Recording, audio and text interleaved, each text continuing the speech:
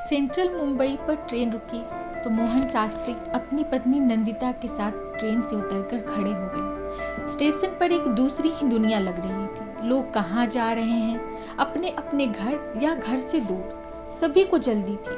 अचानक दोनों की नज़र अपने बेटे राजीव और बहू नेहा पर पड़ी। दोनों ने उसके पैर छुए तो नंदिता ने बहू नेहा को गले लगा लिया। नंदिता नेहा से नया संबंध जोड़ने के लिए अति उत्साहित थी।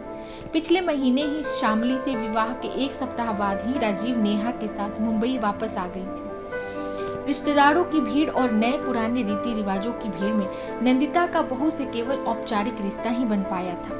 फोन पर भी ज्यादा बात राजीव से ही हुआ करती। स्टेशन से थाने तक का लगभग 1 घंटे की ड्राइव में नेहा चुप ही थी।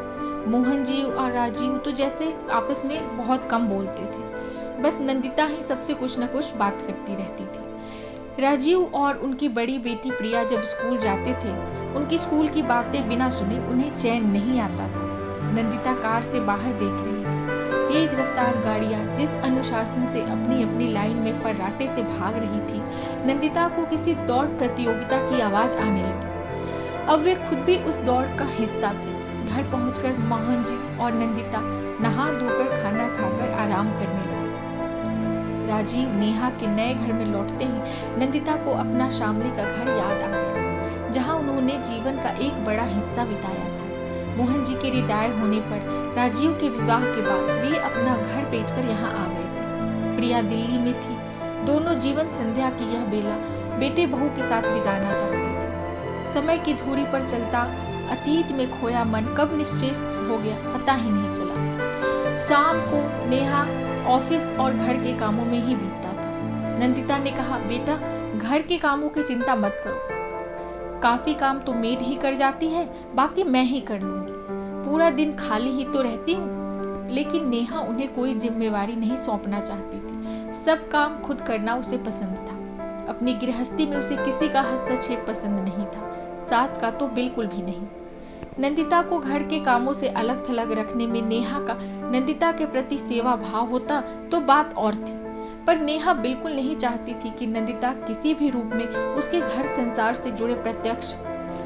वह इतना ही कहती, नहीं मम्मी कोई बात नहीं, कोई काम होगा तो बता दूंगी, आप लोग बस आराम करें। वे दोनों उसके लिए केवल मेहमान थे और एक सीमा के बाद अनचाहे भी। ऐसा भी नहीं था कि यहाँ कोई उसके और रिश्तेदार थे। उसके माता पिता भी नेहा के विवाह के बाद अपने बेटे के पास अमेरिका चले गए थे। नेहा ने बिना कहे भी स्पष्ट कहा था कि एक लंबे समय के लिए उस घर में उन दोनों का रहना मुश्किल था। कितना चाव से वे अपना सब कुछ समेट कर यहाँ आए थे। रिटायरमेंट के बाद अपना घर बनाना तो दूर, वह जो अपनी पहचान ही खो बैठे थे। बेटे बहू के व्यस्त जीवन में उनका कौन सा स्थान था, वे समझ नहीं पा रहे थे। वातावरण की औपचारिकता उन्हें दम घोटू लगने लगी थी। नेहा के व्यवहार में ऐसा कुछ नहीं था जिससे उसकी आलोचना कर सके, पर जिस अपनेपन की उन्हें आशा थी, वो भावात्मक संबंध जोड़ना, उनके जीवन का अंग बनना चाहते थे, उसे पूरी तरह से नेहा ने नकार दिया था। नेहा उस घर की एक छत्र मालकिन थी। ऐसी स्थिति में 1-2 महीने ही वहां रहा जा सकता था, लेकिन हमेशा के लिए नहीं।